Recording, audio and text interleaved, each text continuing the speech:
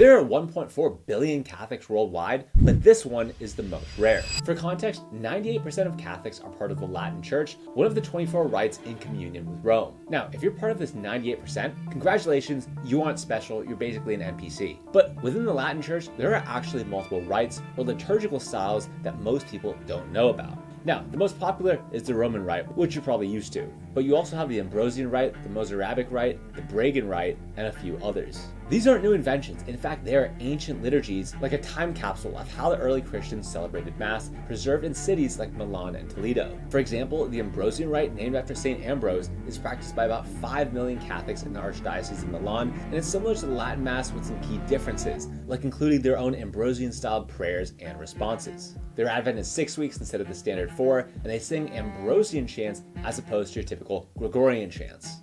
Although they aren't necessarily the smallest group, going to this Mass is basically like finding a shiny Pokemon, and just another reason why I love being Catholic. There's so much diversity, truly showing how we are a universal church.